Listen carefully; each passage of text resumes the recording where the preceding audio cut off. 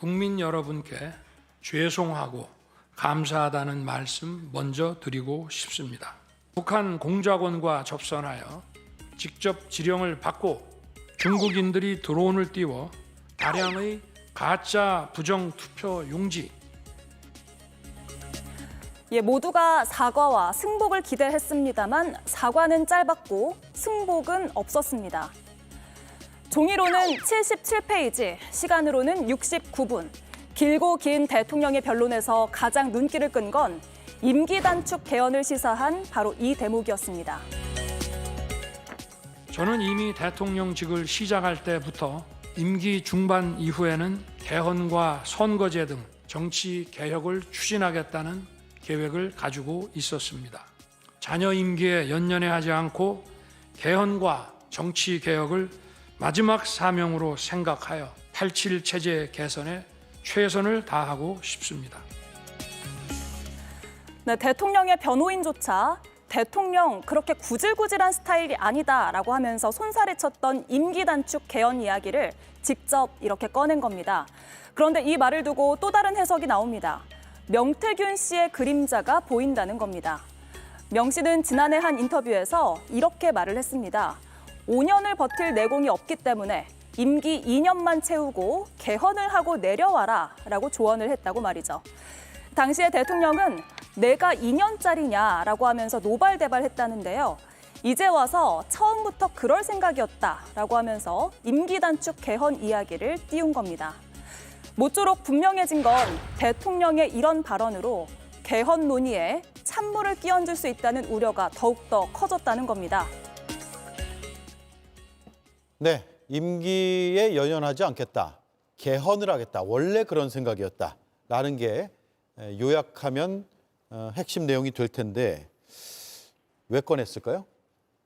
글쎄요. 일단 개헌에 대한 고민을 전혀 하시지 않았던 분이란 게 어제 드러났다고 보고요. 왜냐하면 임기에 연연하지 않겠다. 임기 단축 개헌을 암시하는 발언. 지금 윤석열 대통령은 혹시 뭐 만에 하나 정말 탄핵이 기각된다 하더라도 임기 단축 개헌을 할 수 없습니다.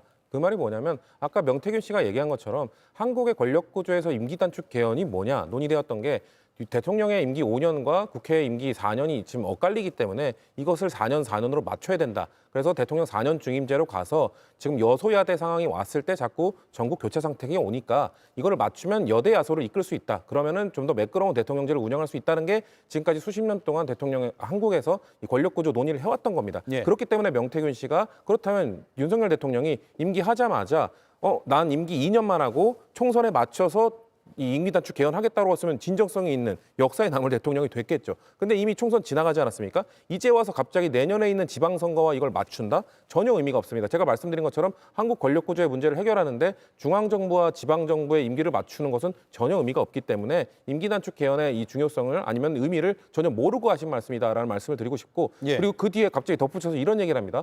저는 뭐 대통령은 외치만 하고 국무총리에게 내치를 맡기는 이런 국정 운영을 하겠다고 했어요. 이건 또 프랑스 이원 집정부제에서 분점 정부 상태, 여소야대인 상태를 갑자기 또 얘기하시는 건데 이것 역시 아까 말씀드린 것처럼 정말 임기 단축 개헌에 대한 진정성이 있으면 여대 야소를 이끌겠다, 여대 야소를 개헌을 통해서 만들겠다는 건데 그 뒤에 또 얘기하는 거 보면은 여소야대 상황에서의 분점 정부 이걸 얘기하고 있으니까 권력 구조에 대한 고민 없이 그냥 던지신 거다. 왜 그럼 고민 없이 그런 걸 던졌겠느냐? 지금 저희가 막 이렇게 어렵게 얘기하는 것처럼 받아들이는 국민들은 많지 않을 겁니다. 근데 국민들은 아마도 보수 진영에서는 대통령이 임기까지 줄여가면서 개헌하겠다는데 왜 탄핵시키냐? 이런 얘기를 할 수 있거든요. 그런 메시지, 그런 보수 결집을 이끌어내기 위해서 던진 것이지 대한민국 권력 구조나 개헌에 대한 고민은 전혀 보이지 않았다. 예. 그렇게 느꼈습니다. 예. 저는 변론 전략과 현실적인 방안 둘 다를 고려한 걸로 봤었습니다. 우선 변론 전략으로서는 헌법재판관들은 당연히 윤석열 대통령이 탄핵이 기각되었을 때 어떤 식으로 국정을 운영할지, 어떤 식으로 이 실타래를 풀 건지에 대한 의구심이 당연히 있었을 겁니다. 그런 상황에서 본인 스스로가 개헌을 통해서 국정 운영을 해보겠다는 취지를 밝힌 것은 헌법재판관들에게 어느 정도 본인의 국정 운영에 대한 방향성을 제시함으로써 탄핵을 기각시켜달라는 의견을 제시했다고 보고요. 그리고 현실적인 방안은 윤석열 대통령께서는 당연히 직무에 복귀할 거라고 생각을 하고 있을 겁니다. 직무에 복귀해도 여전히 거대 야당의 의석수는 그대로입니다. 거기다가 야당과 협조가 거의 앞으로 사실상 쉽지 않은 상황에서 결과적으로 국정 운영을 계속하려면 여당과 모든 국민이 다 관심을 가지고 있고 모든 국민이 다 원하고 있는 또는 모든 국민께서 앞으로 이런 좀 정치적 지금 양극화되는 정치 진영을 개혁해야 된다고 생각하고 있는 점에서 그 해결책이 개헌이기 때문에 이 개헌을 꺼냈다고 저는 봤습니다. 예, 속보가 하나 들어와 있네요. 검찰이 오늘 이재명 민주당 대표의 항소심 결심 공판이 있었는데 선거법 위반 혐의에 대해서 징역 2년을 구형했다. 그러니까 검찰이 징역 2년을 내려달라고 법원에 요청했다는 소식이 들어와 있습니다. 1심에서 징역 1년에 집행유예 2년이 나왔고요. 당시 검찰은 역시 징역 2년을 구형했고 법원에서는 징역 1년에 집행유예 2년을 선고한 바가 있습니다. 법원에서 또 새롭게 들어오는 소식이 있으면 전해드리도록 하죠. 김보비 의원님, 예. 개헌 얘기로 돌아가겠습니다. 김윤영 의원 방금 말씀하신 대목에 반론이 있습니다. 재판관들이 대통령이 복귀하면 어떤 식으로 국정 운영을 할 것인가 거기에 대해서 윤석열이 얘기를 한 것 아니냐. 재판관들은 그런 거 관심 없습니다. 뭐냐면 윤석열이 이전에 벌였던 행위가 헌법과 법률에 위반되는가, 그리고 그 위반의 정도가 대통령직에서 파면할 정도로 중대한가, 이 두 가지를 핵심적으로 볼 겁니다. 윤석열의 개헌은 진심일 거라고 저는 봅니다. 요새 시간도 많고 그 안에서 곰곰이 생각을 해보면서 개헌을 했어야 됐다라는 생각을 할 겁니다. 헌법 1조부터 바꾸고 싶었겠죠. 대한민국은 대통령 중심 국가다. 대한민국의 모든 권력은 대통령으로부터 나온다. 이렇게 바꾸고 싶어 했을 거고요. 국회에 반국가 세력이 침투한 것으로 의심이 되면 언제든지 국회를 해산을 하고 비상 입법기구를 만들 수 있다. 대통령은 원할 때 아무 때나 계엄을 선포할 수 있다. 이렇게 헌법을 바꿔놨어야 됐다라고 생각을 할 겁니다. 예. 그런데 그건 헛된 망상입니다. 대통령직에 복귀할 수 없을 뿐더러 설령 복귀를 한다고 해도 대통령은 개헌을 할 힘이 없습니다. 결국 국회에서 통과해야 되는데 이미 국민의힘에서 마음이 떠난 의원을 몇 명 빼면 국민의힘은 이제 100석 아래 정도의 의석밖에 없을 거거든요. 그걸 어떻게 개헌을 합니까? 그러니까 그냥 꿈을 깨시고 개헌은 윤석열 탄핵 이후에 들어설 민주헌정 수호 정부에게 맡겨주시면 고맙겠습니다. 그때도 윤석열은 개헌에 대한 의견을 낼 수 있습니다.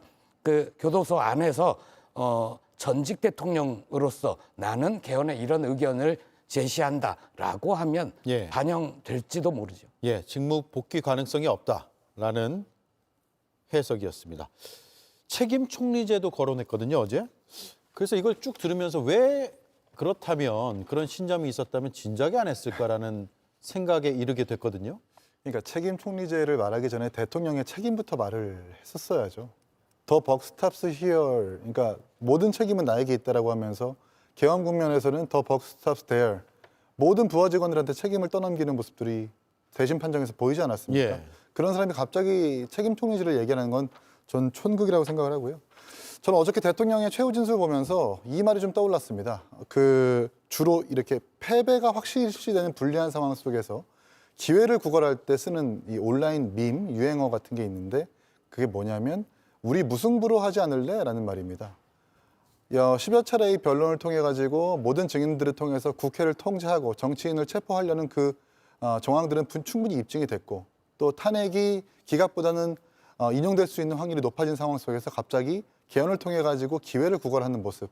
그리고 개헌과 저는 책임 총리제를 대신 판정해서 운운하는 것은 상당히 선을 많이 넘는 발언이라고 생각을 하거든요.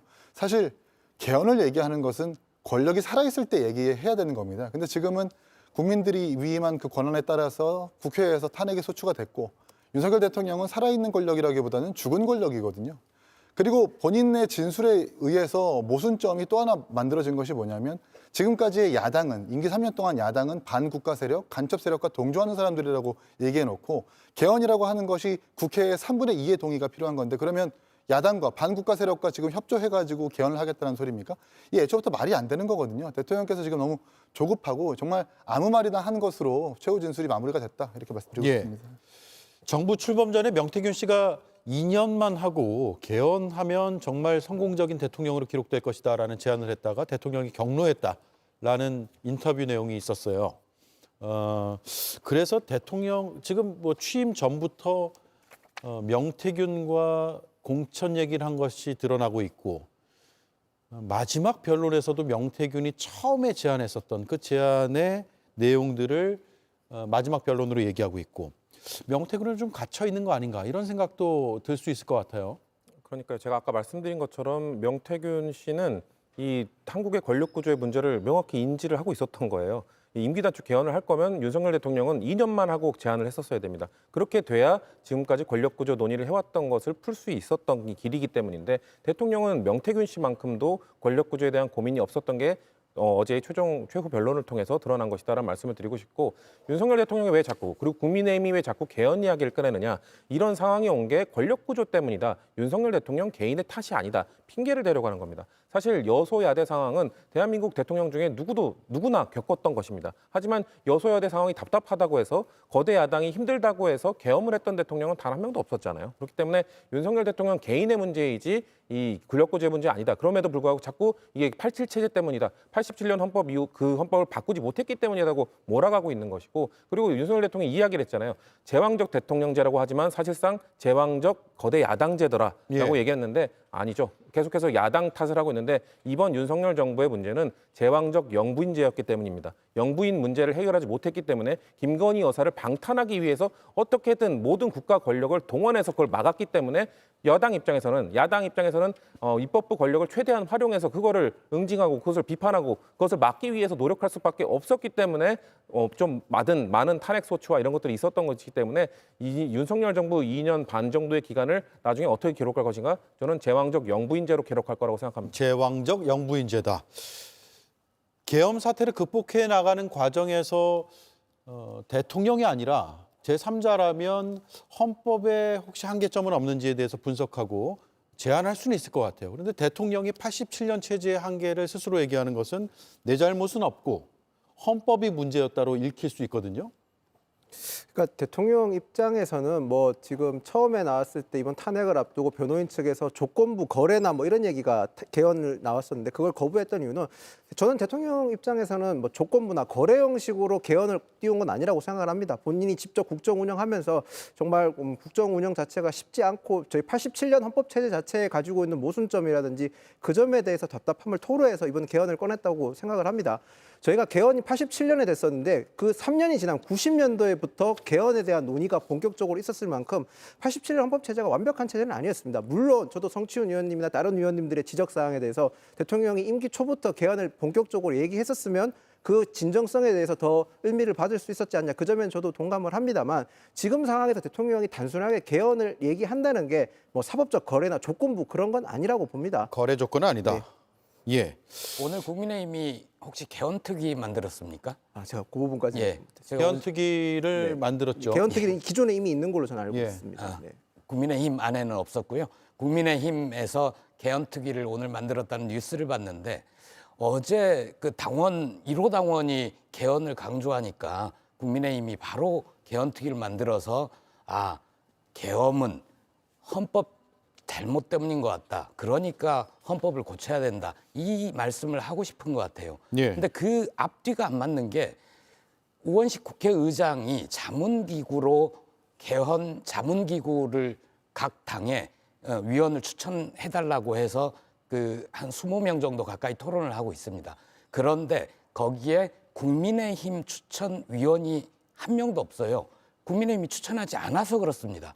그동안 국민의힘은 개헌 전혀 관심이 없었어요. 그래서 국회의장의 그 개헌 관련 자문기구에서 너무나 의견 수렴이 의견 합의가 잘 된다는 거예요. 국민의힘 쪽에 추천 자문위원이 없어서. 그러니까 앞으로 국민의힘이 개헌에 좀 적극적인 의지를 보여주시되 이게 계엄이 헌법 잘못 때문이다. 이런 주장을 안 하셨으면 좋겠습니다. 예. 반론 있으세요? 물론 말씀하신 대로 그 개헌특위 추천 안 된 건 제가 파악을 못했습니다만 지금 국민의힘에서 개헌에 대해서 언급을 안 했던 적은 없습니다. 지금 정치권에서 87년 체제 이후 90년대부터 계속 매년 개헌이 있었었고 지금 제가 역으로 그걸 말씀드리고 싶은 게 이재명 대표 역시 지난 대선에서 개헌에 대해서 공약을 상을 걸었을 만큼 우리나라 헌법 체제에 대해서 다 문제점이 있다는 점을 다 인정을 하고 있지 않습니까? 그 예. 87년 체제를 개헌하고 조금 더 나은 모습으로 정치 체계를 구축해야 된다는 점에 다 동감을 하고 있는 거니까 물론 말씀하신 대로 지금 상황에서 윤석열 대통령이 개헌을 언급하니까 그 진정성에 대해서 지적하는 부분은 저희도 겸연히 받아들여야 되지만 국민의힘이 80년 개헌에 대해서 무작정 반대한 건 아니다. 안에 내부에서 제가 알기로는 주호영 위원장을 위원장으로 해서 개헌 특위도 구성이 돼 있거든요. 국민의힘 자체적으로. 그만큼 개헌에 대해서 진지하게 생각하는 부분도 있다는 점을 말씀드리겠습니다. 어쨌든 직무 복귀를 염두에 두고 대통령은 계속 얘기를 했습니다. 공교롭게도 오늘 대통령실에서 9년 만에 합계 출산율이 올랐다는 홍보성 브리핑을 했거든요. 윤 정부의 저출생 정책 효과 덕이다. 대통령실에서 사실 그동안 뭐 자료가 나오거나 발표가 나오거나 이런 것들은 거의 없어 보였는데 오늘 최종 변론이 끝난 다음에 이런 입장이 나온 것은 대통령 직무의 복귀 가능성을 높이겠다는 의도인가요? 아니면 정말 홍보하고 싶어서 그런 걸까요? 그러니까 직무 복귀를 암시하는 일은 여러 가지가 있더라고요. 그동안 중단됐었던 수석 비서관 회의인가요? 정진석 비서실장이 주관하는 수석 비서관 회의도 이제 아주 오랜만에 재개하겠다고 하고 예. 또 브리핑 룸 같은 경우에도 좀 정비하는 걸 보니까 뭔가 다른 체제를 그리고 윤석열 대통령이 돌아왔을 때를 가정해서 준비를 하고 있는 것 같습니다. 그리고 대통령실에 제가 직접 전화를 해서 이런저런 취재를 해보니까 그런 부분들도 분명히 준비를 하고 있는 기류가 있다라고 말씀하시더라고요. 이 말씀과 좀 별개로 아까 제가 개헌에 대해서 얘기하는데 국민들께서 윤석열 대통령이 개헌에 대해서 받아들이지 못하는 이유는 87년의 헌법 체제가 가장 문제라고 지적되는 것이 바로 제왕적 대통령제인데 제왕적 대통령제를 해산하자고 하면서 윤석열 대통령이 이번 개헌을 선포하면서 가장 제왕적 대통령제를 남용했었던 사람이기 때문에 앞뒤가 맞지 않다는 말씀을 꼭 드리고 싶고요. 예. 저희가 여러 가지 한 사안을 두고 입체적인 평론을 하려고 노력을 하지만 이번 출산율 관련해가지고 뭐 대통령이 지금 뭐 돌아오려는 준비를 하고 있다는 평론 전 좀 연관지고 싶지 않은 것이 대통령은 탄핵됐지만 그 밑에 있는 수많은 공무원들은 여전히 일을 하고 있습니다. 그리고 출산율과 관련해서 발표한 그 부서도 고위급 부서가 아니라 원래 출산율을 다뤘던 부서이기도 하더라고요. 예. 그래서 뭐 대통령이 직접 돌아오는 어떤 암시냐라고 생각할 수도 있겠지만 그냥 우리나라 공무원들은 계속 일을 하고 있다는 증거라고 저는 말씀을 드리고 싶습니다. 예, 너무 과하게 해석할 필요는 없다 이런 말씀이네요. 자, 어제 굉장히 귀에 꽂히는 하지만 여러 반론들을 자아낸 한마디가 있습니다. 계몽된 분이 있습니다. 들어보시죠. 담화문을 찬찬히 읽어보았습니다. 제가 임신과 출산과 육아를 하느라 몰랐던 민주당이 저지른 폐악을 일당 독재의 파쇼 행위를 확인하고 아이와 함께 하려고 비워둔 시간을 나누어 이 사건에 뛰어들게 되었습니다. 저는 계몽되었습니다. 예, 저는 계몽되었습니다. 자, 이거 논평을 한 말씀씩 구할게요. 성친 의원님.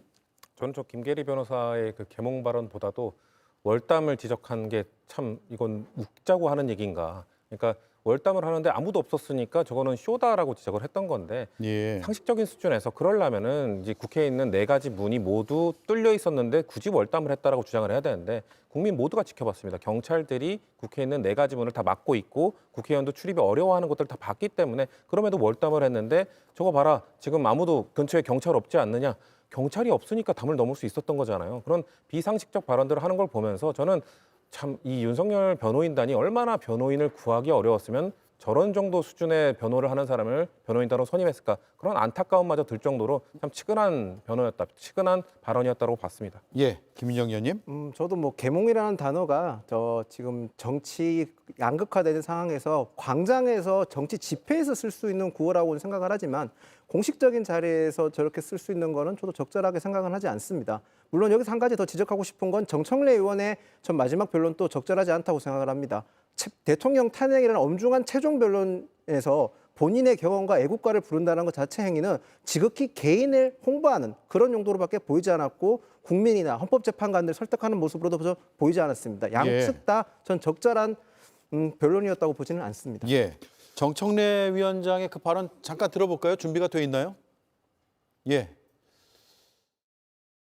국회 운동장 근처에서 본청으로 한 발짝 한 발짝씩 내디딜 때마다 36년 전 1988년 9월의 밤이 마치 어젯밤 악몽처럼 떠올랐습니다. 새벽 1시 안기부에 잡혀 지금도 알 수 없는 서울 을지로 어디매쯤 한 호텔로 끌려가 수건으로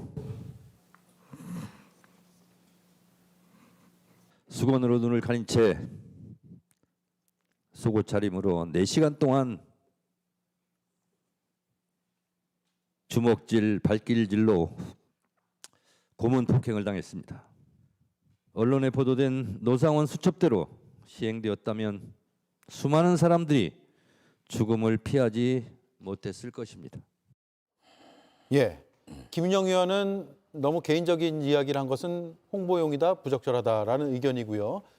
이긴 의원은 어떻게 봤습니까? 국회 측 소추인 단장인 정청래 위원은 선출직 국회의원입니다. 정치인으로서 정치적 수사를 곁들여서 이야기할 수 있는 부분이라고 생각을 하고요. 김계리 변호사는 정확하게 변호인이거든요.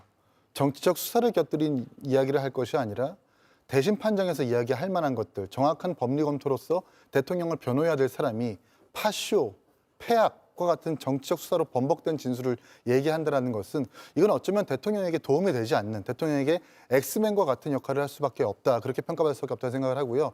저는 저렇게 기존에 있던 변론에서와 달리 좀 겉모습도 굉장히 좀 멋지게 하고 오시고 폐악, 파쇼 같은 정치적 수사로 한 진술을 하는 이유가 무엇일까? 윤석열 대통령이 이 대신 판정을 통해서, 탄핵 심판 통해서 앞으로 정치권에 등단하고 부양하려는 배경이 있는 것은 아닌가라고 의심하고 싶습니다. 예, 마지막으로요. 윤 대통령이 구치소에서 너무 큰 특혜를 받고 있다라는 주장이 조국 혁신당에서 나왔거든요. 예. 황제 수용이라는 표현도 썼던데 어떤 내용입니까?